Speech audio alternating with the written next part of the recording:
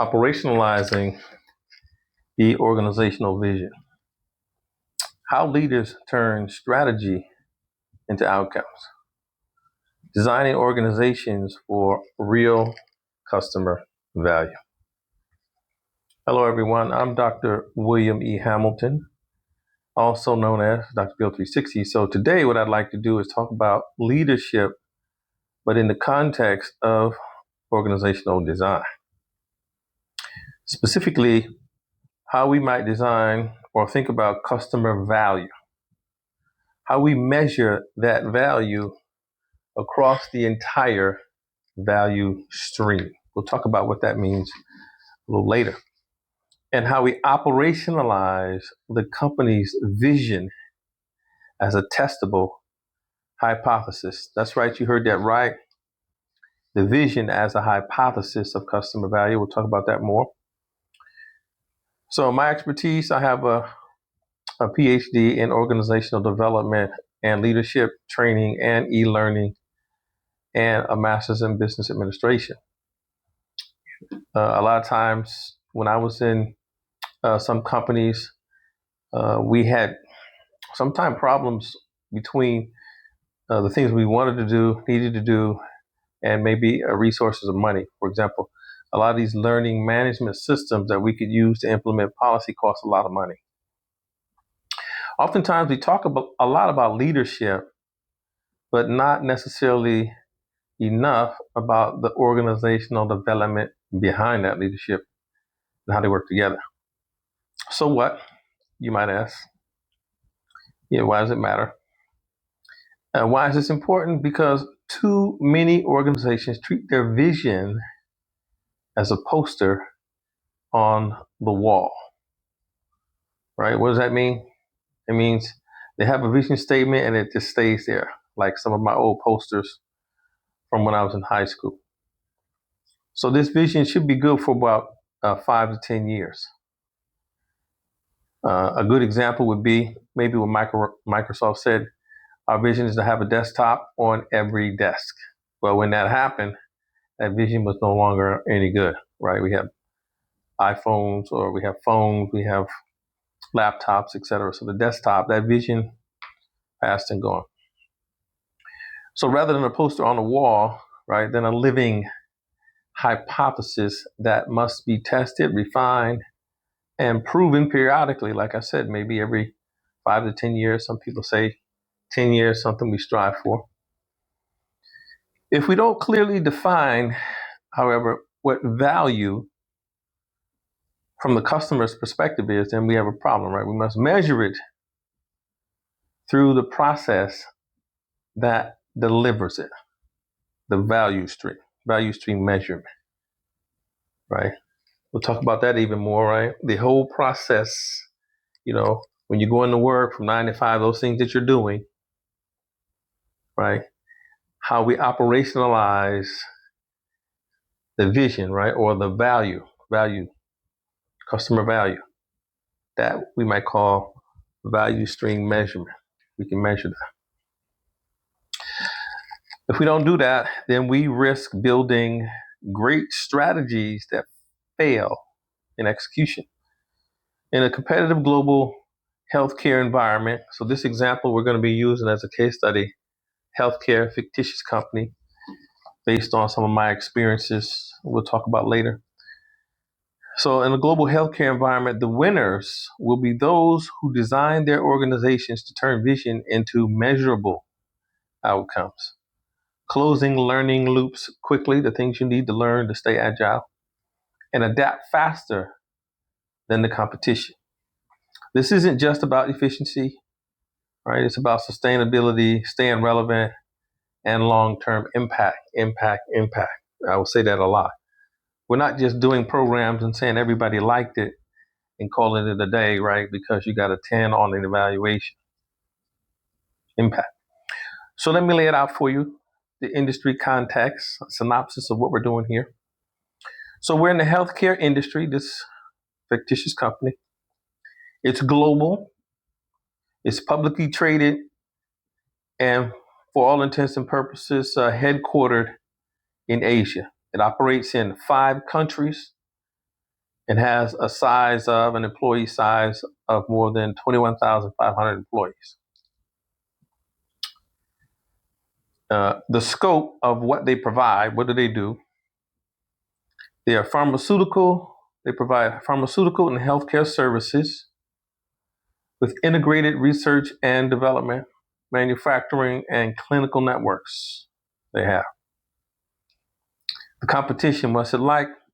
Other multinational pharma companies, as part of the competition, regional healthcare providers, biotech innovators, and emerging digital health startups.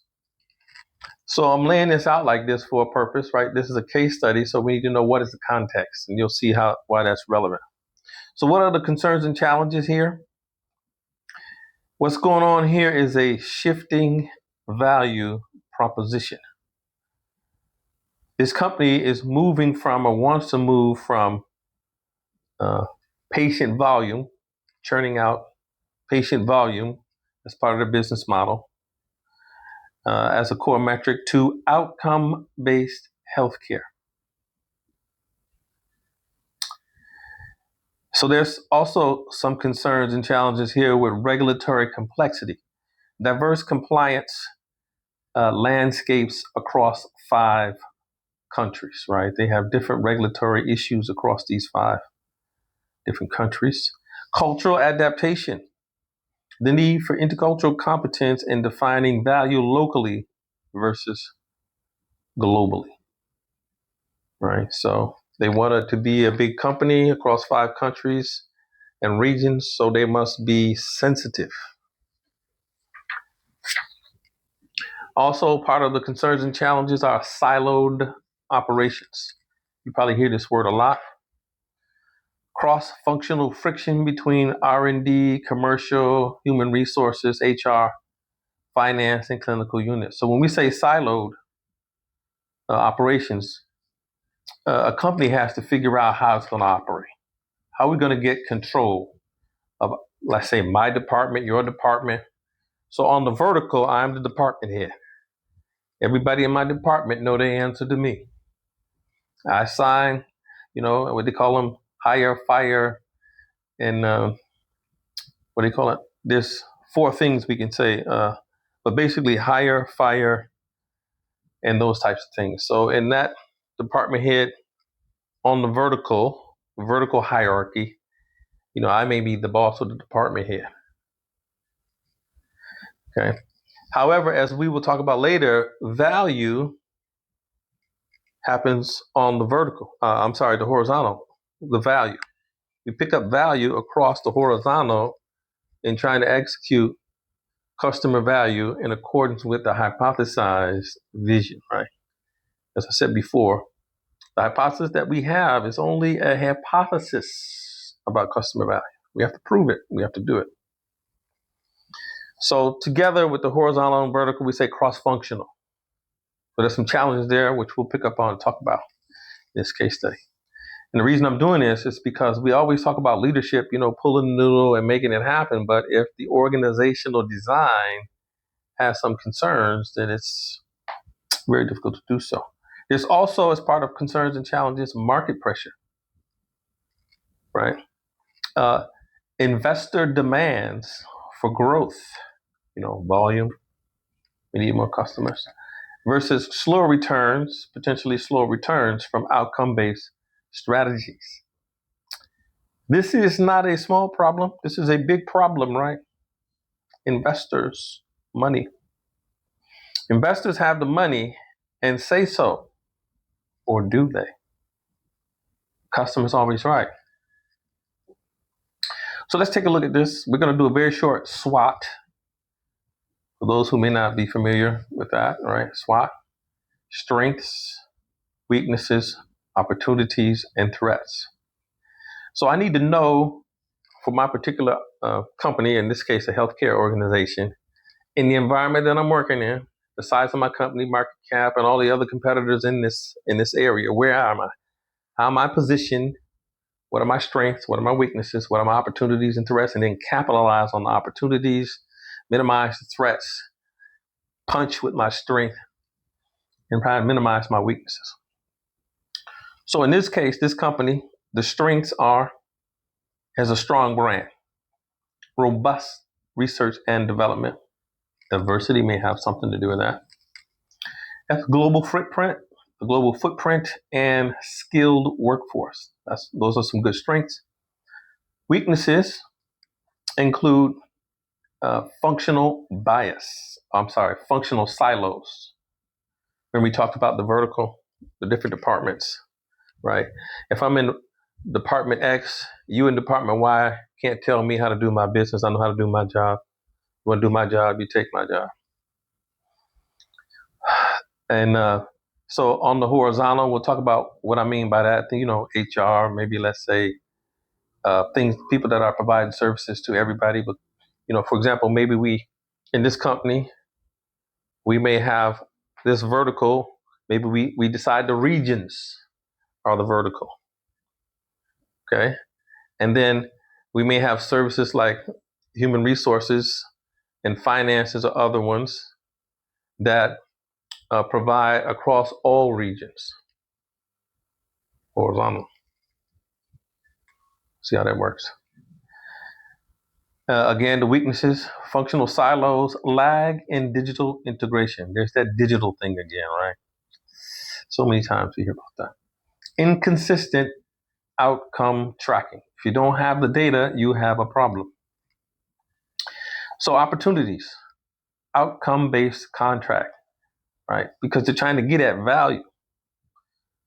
Okay, not because the vision says we're going after volume or, profits and all that kind of stuff. Is that really what the customer values? So in this case, the shift, what we're saying here is outcome based. So they're looking for the opportunities, outcome based contracts, global partnerships, and digital health platforms, others out there, right? Because we had this digital problem, right? So digital healthcare platforms, threats, regulatory shifts, aggressive competitors, misaligned value metrics, and I would add investor pressure, right? Investors want that money. Interesting, because I once spoke to a gentleman when I was on one of these online, I belong to internations.org, bunch of expats online talking. It was earlier this month. He said he had been a CEO for many years. He was asked to join or participate in an organization that had multiple different business lines, companies. He admitted he didn't enjoy it. He felt that focusing on too many different types of businesses made it impossible to excel in any one of them. I found that interesting. And my response was, drawing from my own experience as a former, I can still do it, I just don't do it now, as a ATD, Association for Talent Development, Best Awards Judge and Excellence in Practice Judge. It happens a couple times a year. Many companies submit proposals for this award. It's about 23 questions you have to answer. You have to understand the context of the business you're in, the environment, and there's some questions they ask about how you do things, strategies, initiatives, this kind of thing. So while I was a judge there, I was looking at many different types of businesses, right? Reviewing organizations across sectors, nonprofit, for-profit, publicly traded, and more, all different sizes in different industries. From that vantage point, you start to see patterns, themes, right? An organization's understanding of its industry or not, its strengths and weaknesses, its opportunities and threats. How does it see itself in the context of the industry that they're in? Right? And its market position. Where are you and what are you striving for? Desired or otherwise. Maybe you don't want to be there, but you are.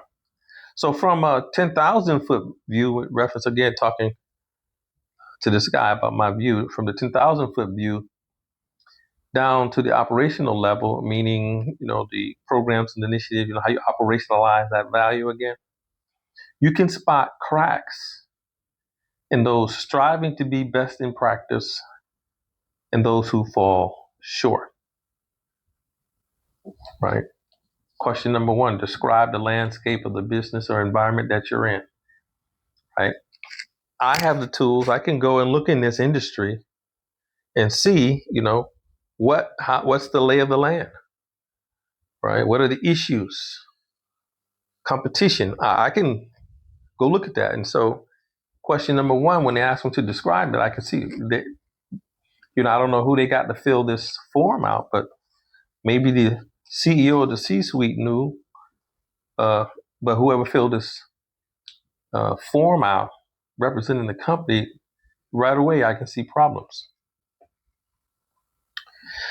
Simply claiming to have a program or initiative that doesn't make it so. So what we used to see, for example, is, and some of the judges are different, if people put it on the paper that they had a program and they had a savings, or a lot of times they won't even put down numbers. They just say they did something. It impacted, and so many things happen because of this program. So for me, if I see little or no numbers already, instead of a 5 out of 5, no numbers, boom, 3. We'll go from there. Let's see what you say. Maybe we subtract some more. Okay, but some judges say, hey, look, they said they did it. I said, oh, so that's what this is. All right, so again, the fact that you say it's impactful doesn't make it so, nor does it mean that the right things are being measured. Remember, we're talking about a proposition of changing from volume to outcomes. Maybe some people are still measuring the outcomes because, let's just say, if your boss on the vertical has those as KPIs, that's what you're going to do, right? In fact, the program or initiative often hasn't even been created. So in the beginning, when we start this process and we're talking about vision, trying to, like, let's say a new year, a cycle is rolling around and we have revised the new goals for the new year or initiatives. So we may not have programs or initiatives yet when discussing the plans about the future. But in a way, the CEO must frame that big picture. Certainly, the CEO has his or her finger on the pulse. So again, what I like to see in the description, I can almost look at this description and then the second questions or so about their initiatives and things. I can almost see that as the CEO's town hall meeting, right? You can hear an implicit blueprint for what must be accomplished. Lay it out there. The real question then is whether the CEO, have surrounded themselves with the team that can take that vision, right? Understand it, hear it, realize that's what it is, run with it, and turn it into execution that delivers measurable value. I like to say chain of evidence. This is one of the things I used to have discussions with some of the judges. So they put it on the paper, and so you give them credit for it, but they can't show you the chain of evidence from the program or initiative to the numbers they put down, if they put down any at all. Yeah, they said they did it. I don't see any reason why. So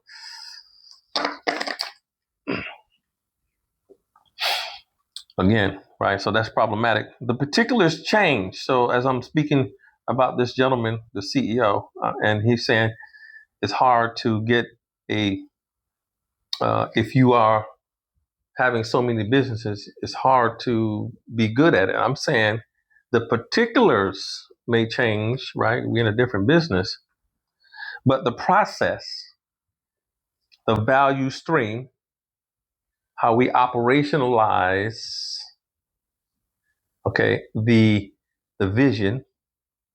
Remember, the vision is the hypothesis about value. So the particulars may change, right? But the value stream, understanding the value stream, the chain of evidence remains remarkably familiar. So I have several years, right? I probably about 5 years. I may have skipped a year because sometimes these things take sometimes like 300 hours. They take about several weeks. I may have in one package, I may have several, 7 or 8 companies, 23 questions looking at these. And then they may ask you to take a couple of more, something like that. So it takes about 7 days. And I may be, for most of the 7 days, I actually may be deep into, it may take 1.5, 2 days per company reviewing these things, putting comments on them, and these types of things. So this goes back to, again, operationalizing the vision as a hypothesis, measuring the value stream. How the C-suite translate the CEO's vision into outcomes must not only be a claim, right? They must not only claim to be executed, it must be proven, measured, and it must deliver real impact. Some people may not know how to do that. We're not going to get deep into, for example, Kirkpatrick's, right? 4 levels of evaluation and Phillips level 5 rule, ROE, return on investment.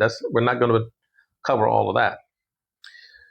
So again, I mentioned that one of the first things in the 2 description, the first one, describe the landscape, description of priorities.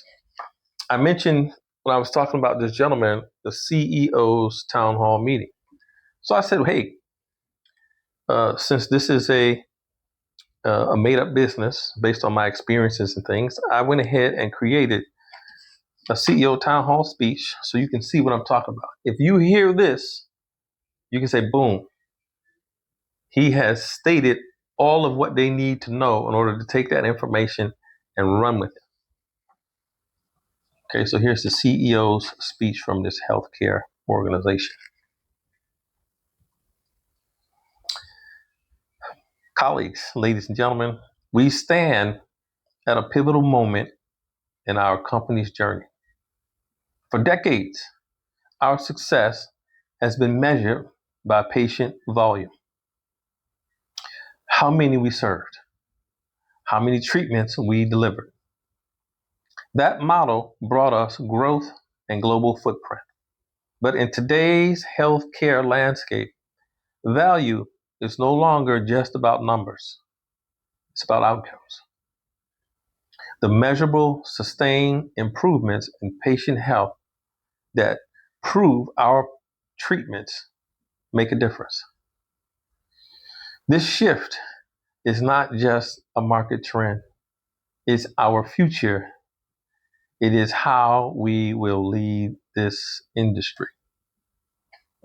Accordingly, here's my vision: to redefine healthcare value by transforming lives through measurable, meaningful outcomes that extend beyond treatment to total welfare, to total well-being, while challenging ourselves to ensure we are measuring what truly matters to people we serve, to the people we serve. So that's my vision. To operationalize this vision, we must do 3 things exceptionally well. First, align across functions, from research and development, HR, finance, and market access, on a single, clear definition of value that is relevant in each country we serve. Second, number 2, design our organization to deliver on that value. That's your purpose. Somebody asks you what that purpose is, you must be able to deliver on that value. Breaking down silos. so that clinical insights, operational excellence, diversity, finances, and commercial strategy reinforce one another, not fight, but reinforce. Third, number three, build rapid learning loops, right? You must be agile and adapt that measure outcomes in real time, allowing us to adapt faster than our competitors. If we execute on these three strategic priorities, pillars, if you will, we will not only meet shareholder expectations, but also set the gold standard for patient-centered healthcare. Now, make no mistake. If we get this wrong, the consequences are real. There must always be consequences. We risk measuring wrong things. We don't want that. Rewarding wrong behaviors and watching competitors define value for us. That's why each of you, whether you lead a lab, market, HR, finance, or regional team, must own your part in transforming. Again, know your purpose, right? Knowing what truly matters, right, is that the people we serve. We must work together to deliver value and impact, desired impact. Our vision is only a hypothesis unless we can deliver it, right, about the customer, about customer value. Now we must prove it with precision, ethics, with unity, and with the courage to change how we work. This is how we will move from good intentions to great outcomes and lasting impact. Thank you for listening. I'll take questions now. At this point, hands go up. Of course, we'll get someone, sir, we did this last year. How come every time, blah, blah, blah, yada, yada, yada. We will get that. I would say, thank them for the question. Again, the vision is to redefine healthcare value by transforming lives through measurable, meaningful outcomes that extend beyond treatment to total well-being while challenging ourselves to ensure we are measuring what truly matters to the people we serve. So the way I see it, mission on the, as a foundation, the strategic pillars, and vision as the roof. We need all of those, right? So the mission then is we deliver evidence-based, patient-centered, and globally integrated healthcare solutions that advance quality, access, and equity through innovation, collaboration, and data-driven insight.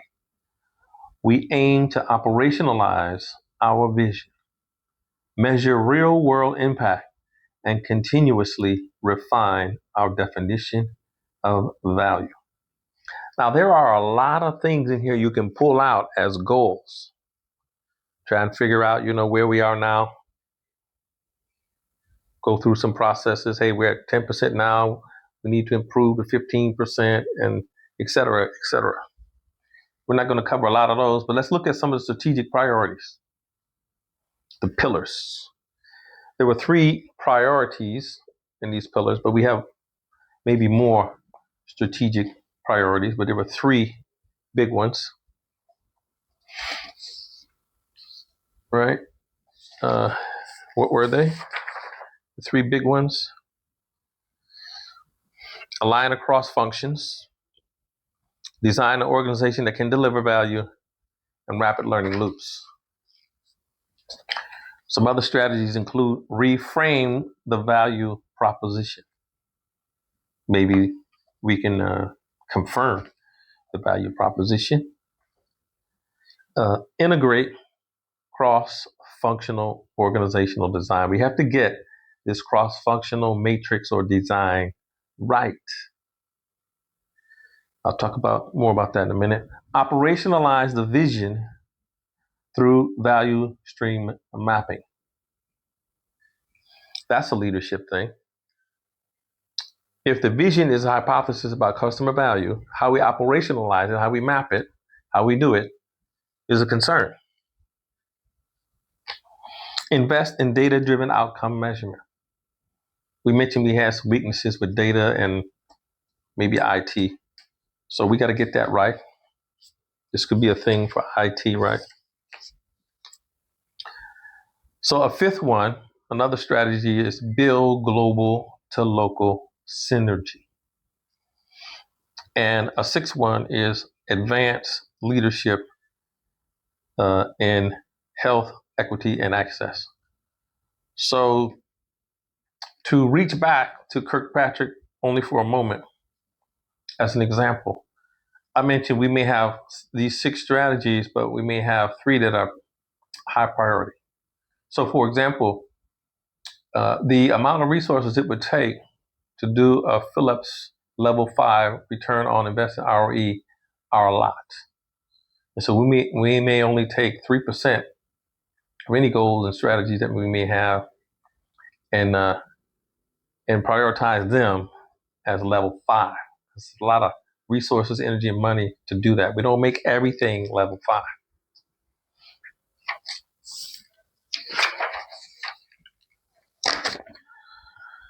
So for reframing the value proposition, what I mean is we need to shift from volume patient treatment to validated improvement in the quality of life, health outcomes, and preventative care impact, challenge internal assumptions about who the customer is, right? Patients, caregivers, communities, and even those who pay.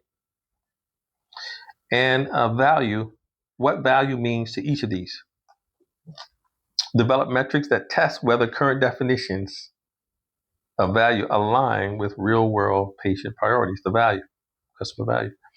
Number 2, I mentioned integrate cross-functional organizational design. We need to break these silos down between clinical operations, R&D, HR, finance, wherever it may be, and market teams to accelerate responsiveness, create value to emerging health needs, establish cross-functional value stream teams. Teams may not actually be in the vertical silo, across, that are accountable for delivering measurable outcome tied to vision. There are some things maybe in another session might talk about how we can make that happen with different types of reports. Total Alignment, a book by the Linda and it's the Kadeems. 2017, I believe, was the year. Total Alignment. They talk about that there. But also under cross-functional organizational design, embed organizational development practices into leadership responsibilities. That's your responsibility as a leader, right? To ensure design aligns with strategy. Another priority was operationalize the vision through value stream mapping.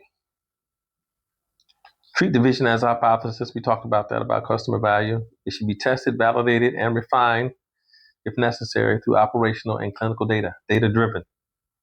Map processes for innovation to outcome, identifying inefficiencies, misalignment of priorities, and unintended consequences. Create learning loops that rapidly close that gap. Adapt strategy and value assumptions are disproven. So invest in outcome-driven measurement.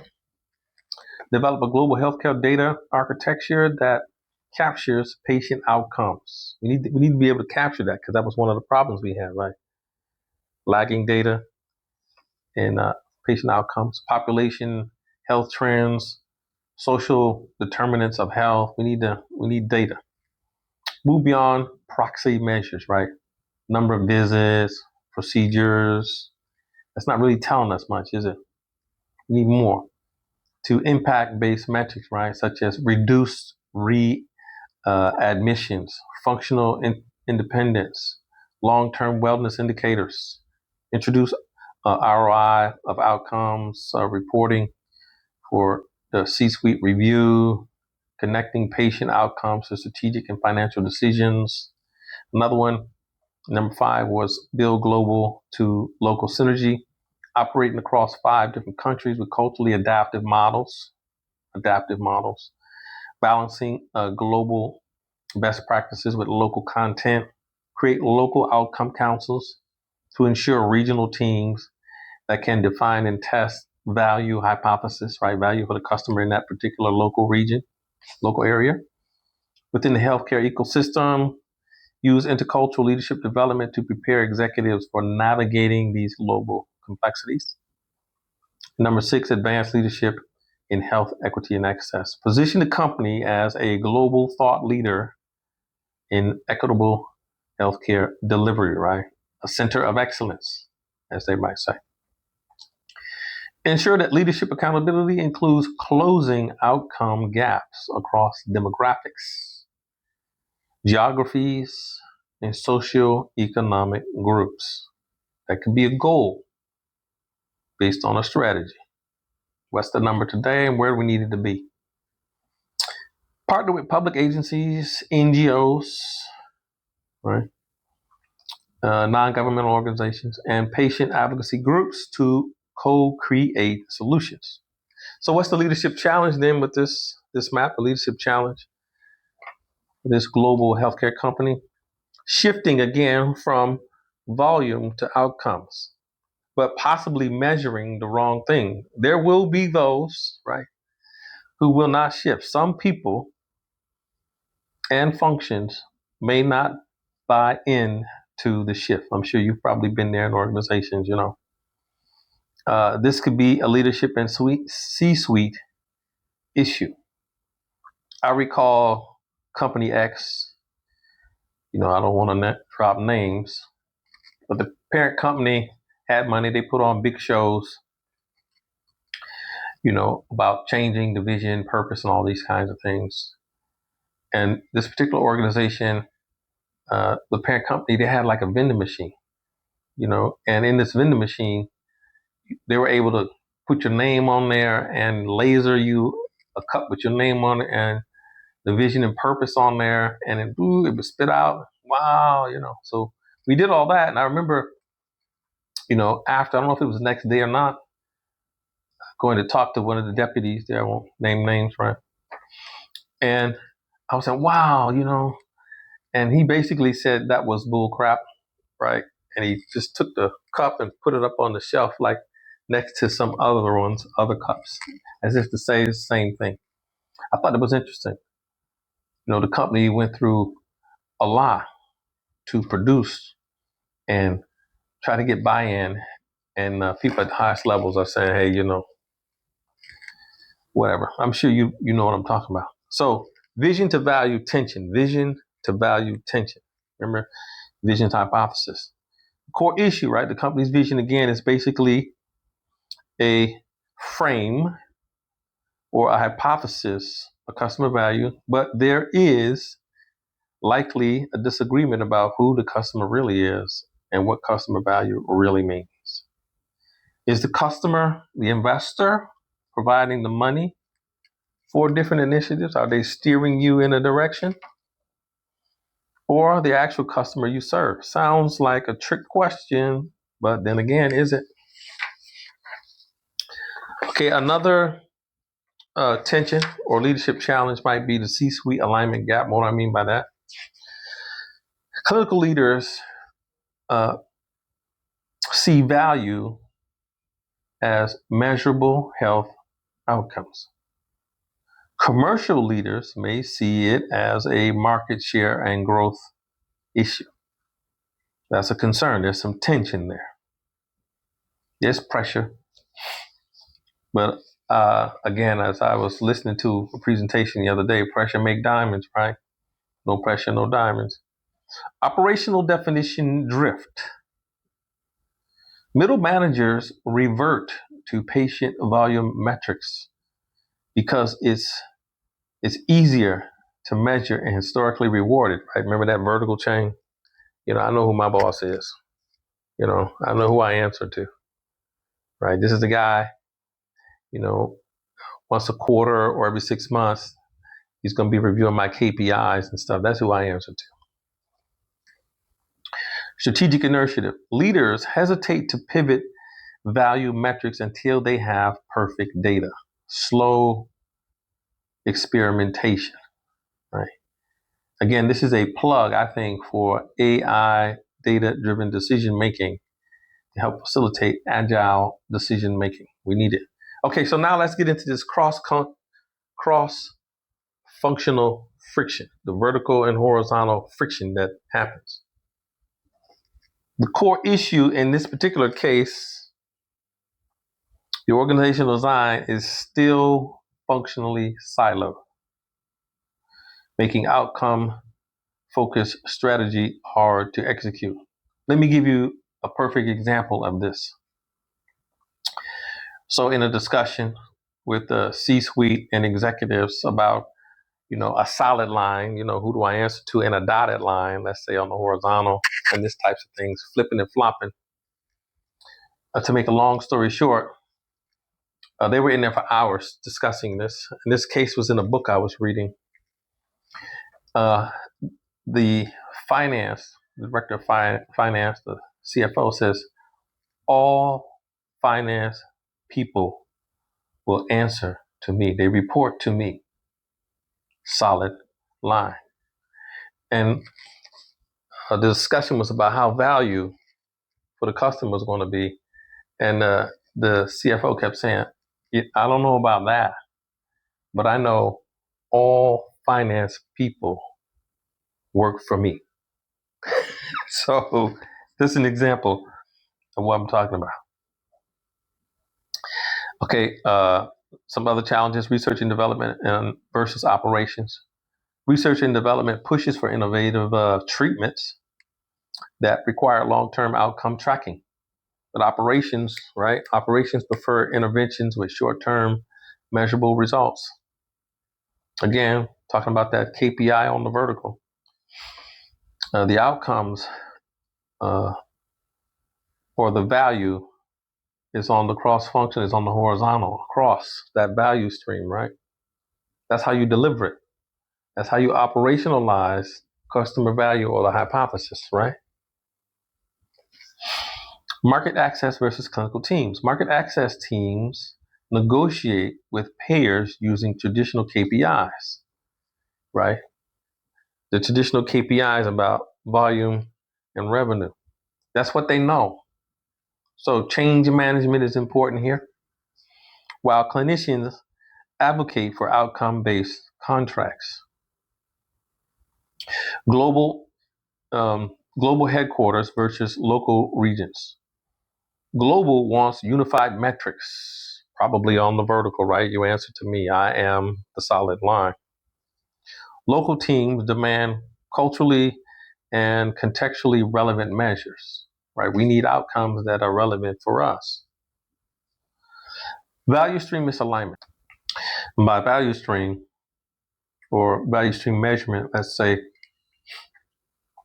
this is your model or process for delivering value to the customer, or operationalizing the vision. That's a hypothesis. Because if we get it wrong, we go out of business. Maybe we go bankrupt. Value stream mapping. Let's map this. Let's try and measure it. Let's see what we're doing.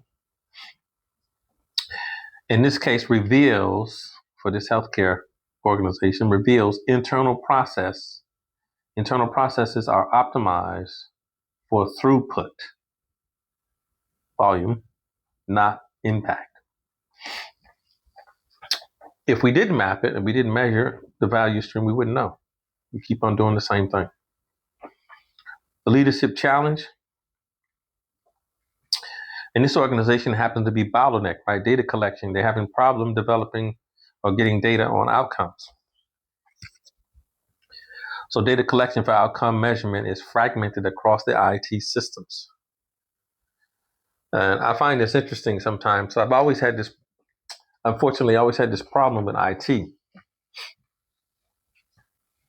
Many times, IT answers to people outside the organization, maybe to the parent company about how much money they can spend. We have these systems in parent. You're using our resources. You will also have these. When I was in the military, it was, okay, I'm the operations officer. This is what I need for operations. IT also answered to what they call SPA war. It was a uh, global military organization that handled everything to do with the infrastructure of IT. Right? They had so many policies, restrictions. I said, well, I need to get this done. I'm an operator. I need to get this done. I step on toes or whatever, but the problem is a lot of these systems, the IT people technically, even though they work for me, when I was the operations boss, IT worked for me, but they also work for SPA War as far as policy and the systems they have. So this is a problem. This is an example. Another leadership problem is the handoff between silos, right?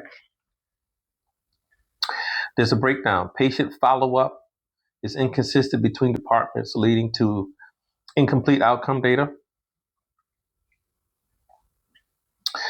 Resource allocation conflict. Leadership debates whether to fund outcome measurement initiatives or expand clinical capacity. Again, you can think about this chief finance officer saying, hey, look, I don't know about all this talk, regional, vertical, all the finance people report to me. See? So there's some leadership development gap, right? Leaders are technically strong in their domains, but maybe lack intercultural competence and organizational design skills. Maybe they're not understanding that value is on the vertical. Leading across functions and geographies, right? They're not getting the cross-functional misalignment and value issue. So the challenge for the leaders here is intercultural blind spots. Global leaders underestimate how cultural norms shape patient perceptions of value. Organizational development skill gap. They're not really into that. What do you mean? Vertical, horizontal, cross-functional? They're maybe not into that. Few leaders have training, let's say, on systems, organizational systems, and change management in that regard, slowing cross-functional transformation. I can still hear people saying, look, you can't tell me how to lead. I know how to lead. Just tell me what I need to get done, and I got it. Succession planning, all right, that's usually an issue. And I go back to the judging thing. I found this out. They want to expand, but they don't have the succession plan for that or the programs or initiatives for that. No clear pipeline for leaders who can bridge clinical, commercial, and operational perspectives. Okay, another thing I'd like to talk about in this regard on this case study is measurement and learning loop breakdown. This company, or companies, but we're using this case study, the company's ability to operationalize the vision is hampered by weak feedback loops between strategy and execution. I call this the strategic hinge point. Strategy, let's say C-suite on up, you hand it off to whom? HR, learning and development, talent and development, right? Do you have to outsource for people for training, or you have an internal one? How do they go about that, right? What is their own internal, mission, vision, and all that for delivering value to the company? The challenge here, right? Metric overload. Departments track too many KPIs. For example, in a team of 7, one person may report to 2 people, let's say on the vertical and maybe on the horizontal, maybe. So if a team of 7, that's 14 different KPIs for one team and still probably are not measuring what they should be measuring on the vertical,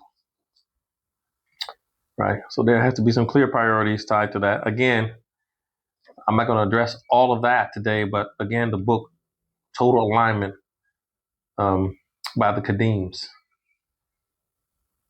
I think the wife's name is Linda Kadeem, and I forget, but Rizal Kadeem. Anyway, learning delay is another challenge for measuring in this learning loop. Outcome data takes months to aggregate, making real-time decision-making impossible. You have to solve this one. Change fatigue. Again, like I was telling you before about the deputy who said, just put the cup up there with the rest of them. Teams resist yet another shift in strategic priorities without seeing prior changes delivering results. Fatigue. Potential organizational development interventions. What can we do? Executive alignment sessions facilitate C-suite agreement on working definition of customer value using scenario mapping. I think you got to get that one right first.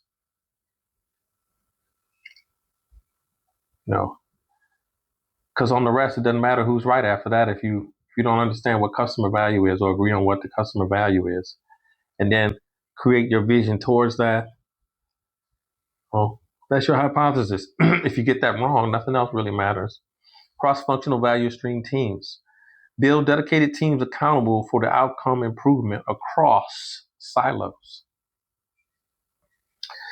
Kirkpatrick and Bloom integration, Bloom's taxonomy, right? We have the application demonstrate. So if we have a program or initiatives and we have objectives and we need to do training, we need that. Bloom's taxonomy is good for that.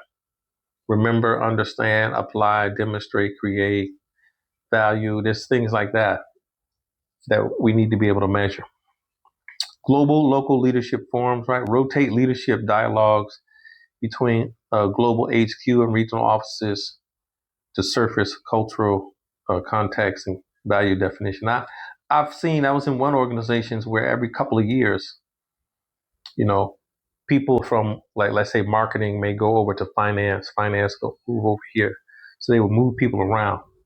And that could be good. I'd like to hear your views on that.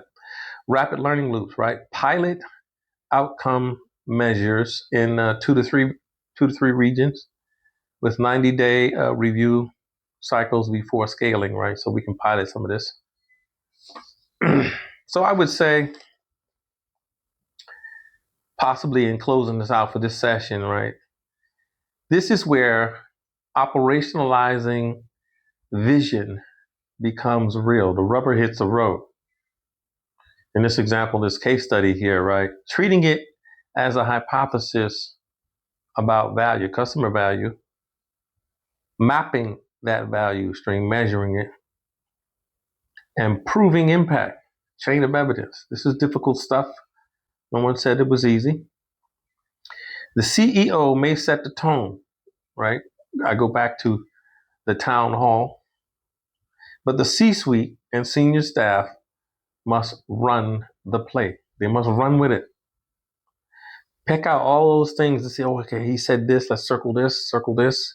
So that means this, right? Let's see, vision, mission, priorities. Okay, got it. They must do this with speed, alignment, and have measurable outcomes, desired business, desired impact or outcomes, desired business impact or outcomes. If there's strong interest, right, I'll post more of the full speech, maybe even the CEO town hall meeting and the supporting framework, so we can explore this example maybe together or more, right? If this resonates, drop a comment and send me a message. If not, maybe I won't pursue it. So this is Dr. William E. Hamilton, again, Dr. Bill 360. What's your value proposition? Thanks for listening.